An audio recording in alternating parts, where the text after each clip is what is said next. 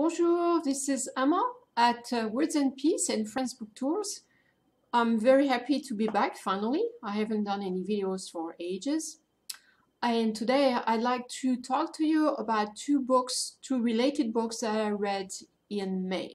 Like many of you, I'm sure I've read Rebecca and I really enjoyed it a lot by Daphne du Maurier, and I also watched the movie, which was excellent, I think.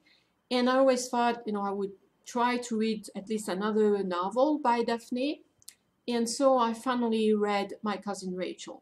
So I'm going to try to present briefly the book without, of course, giving out any spoilers. So this is about Philip and Ambrose.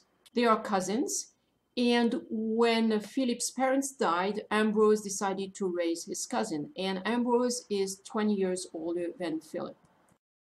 They live in this beautiful mansion in England, and an important element of the story, Ambrose loves to grow flowers and trees, but he has some health issues, so he decides one year to go to Italy for his health. And it doesn't seem to be coming back. Finally, Philip gets some news from his cousin Ambrose in Italy, and so apparently Ambrose met this woman, Rachel.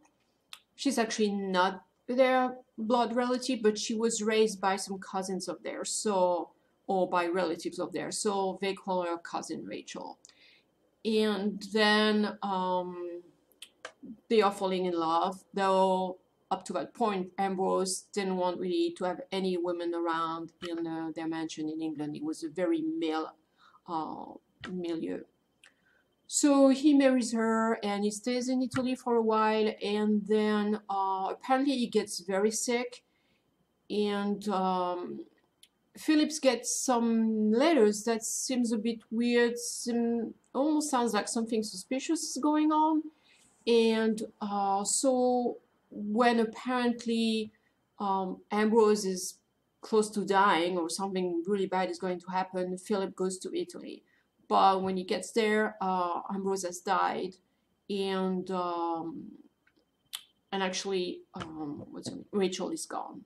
So by the time Philip is 23, and he has to wait to be 25 until he can really enjoy all the money of the family, but he's very happy and proud of being now actually the sole owner of their property.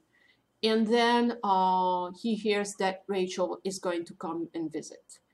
And there are some very funny passages where Philip tries to imagine what Rachel can look like. They don't even really, he doesn't even know, and the whole household with the servants, they don't even know how old she can be. So they have all kinds of ideas about who she really is and what she looks like.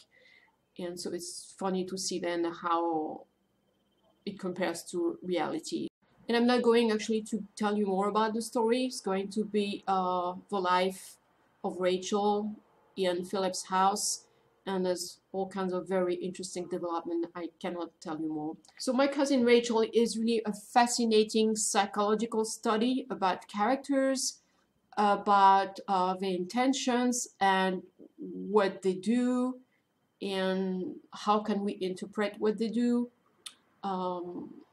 Because as I said, that this whole suspicion thing, how did Ambrose die really? And who is this Rachel? Even when she comes to England and she comes and live with Philip, can he really know who she is? So, how can we be perceived by others? Are we offering a facade? Can you really understand someone really deep? Can you really know who they are? So all along the book, there's going to be this type of questioning about, is she a good woman? Is she a bad woman? And if she's good, what does this mean then for Ambrose, and what does it mean for the life of Philip now? And if she's bad, what can Philip do about it? Okay, so I'm just leaving it here. And apart from the richness of the presentation of the characters, there are also amazing descriptions, especially in Italy when they go to visit Rachel's place, Rachel and Ambrose's place, and about nature in general. you know, this is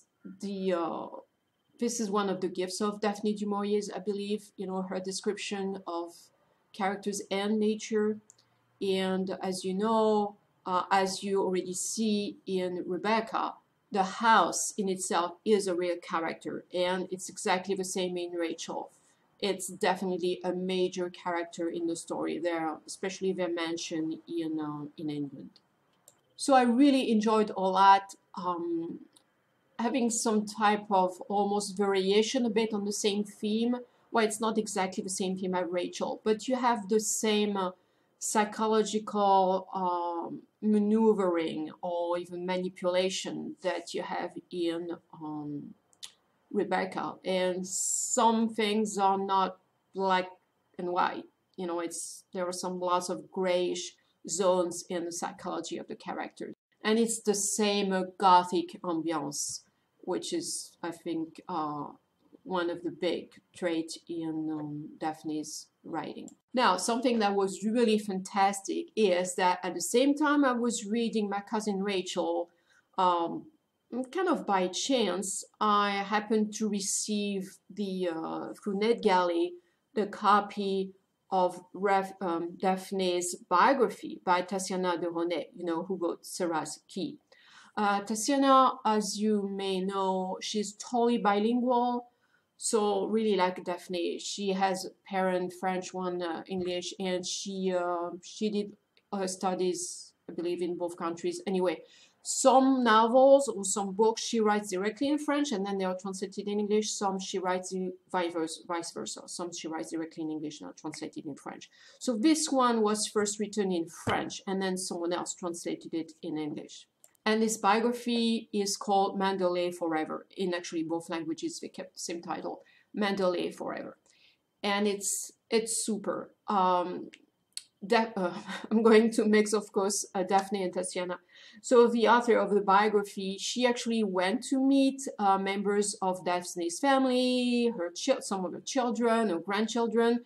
She also visited them in some houses where the family still lives, and that's one of the last houses where Daphne lived as well. I just said how important houses are in the works of Daphne. So interestingly enough, the author decided to separate the book into 5 parts, and each part is the name of a different house in which Daphne lived. So one of them is Manderley, and Manderley is really the model of Manderley. The biographer does a wonderful job at following Daphne from her early years and her life with her siblings, and also explaining about some psychological issues with the family, relationship with her mother, and with her father, who was an actor. And how very early on, Daphne always wanted to be a boy. Her father being an actor, they would often put on some plays at home, and Daphne always was trying to play boys' roles. And so you can see little by little some issues in her psychology going on with this. And as you may know, or maybe you don't know, but Daphne, even though that was not that commonly known at the time, and because this was considered actually a crime, so no one was talking about it at the time, but she was actually bisexual. And she didn't talk about it, of course, in her family, etc., but she kept a diary. And then years later, the diary was opened, and so the author, Tatiana, the family allowed her also to read the diary. So she could read all the entries. So we can see some affairs she had with some women, especially Mademoiselle Yvonne in France when she went some of the first times to study French. So Daphne du Maurier is actually, du Maurier is a very French name. It's her grandfather was actually French. So because of her ancestors, she always felt she had some really, she had to follow this French presence in her family, in her blood. And she fell totally in love with Paris. and she went to spend many months in Paris or in France in general. And then Daphne ended up marrying a young soldier, Major Browning, and they had several children. And but he had a very high position in the army, so he spent many years away. Some of it she went to live with him, but most of the time she was by herself in England. And little by little, of course, they felt really estranged. And her husband also was psychologically wounded by everything he saw in the war. So things were not easy. So it's very interesting when you hear all this in her life, and then you can see some relationship between characters in her works that are really inspired by things going on in her life. And also, as I said earlier, the importance of houses. And it's really neat to see when her family moves in the house or when she moves in the house, and then how this is going to be all the house in that other novel. And also you've got all the passages where she discovers, well, first she just sees in the distance a very old house, and she has a hard time finding it in the forest, and finally one day she finds it, and this is going to be Manderley. And she's so crazy with that house that she's going to manage to live in it for, I forgot, 25 years or more.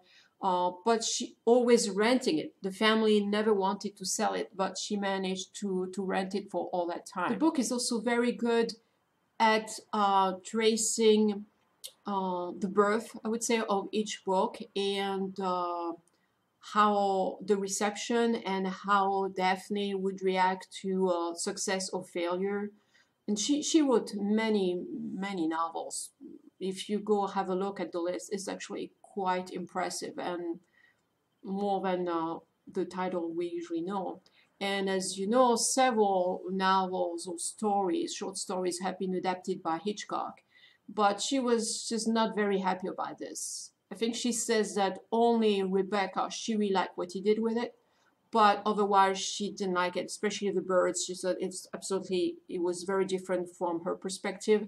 And also what she didn't like is that apparently Hitchcock never really recognized, his source, and didn't really give back her honor for the basis of this film. So she's not too happy with the guy. There's also something quite amusing in Daphne's family. Early on, they started speaking in code, so they would say a word and it would mean something else. And so Tatiana found this in the diary, so she uses some of those coded words in her biography, and at the end of the book, she gives the list of all those words. And also she has added a lot of very nice pictures about Daphne and her life and the places where she lived. So I really enjoyed this book very much. If you love Daphne du Maurier, you absolutely need to read this book, and probably you may already have read the biography. There's been some other biographies before, but I think this is going much deeper because the author had access to the diaries and was really able to talk with the members of the family. Again, what really fascinating for me in this biography is to see the connections between the life of the author and how you can recognize this or that element in novels, whether it be characters, psychology of people, relationship between siblings or between parents and children, and of course houses and landscape. Oh yeah, of course, Cornwall. I should have mentioned that word a long time ago. Daphne was absolutely captivated by Cornwall, and so lots of those descriptions you're going to find again in her books. I think I'm going to stop here. I think you got it. I absolutely encourage you, highly encourage you to read this biography, and also to read at least one book, if not more, by Daphne, because she's an amazing author. It looks like actually lots of people in the US don't know her as well as in England. I was actually surprised that lots of people who seem even to know classics haven't read Rebecca. And as for myself, I'm probably going soon to read a third book by her, maybe Jamaica Inn, maybe. I have not decided yet. Actually, if you've read another book by Daphne, please tell me in a comment here which one you would recommend. I prefer to read novels actually than short stories for now. So let me know if there's another really excellent book by her you've read. Please let me know. Et au revoir. See you soon. And enjoy your summer with lots of great readings.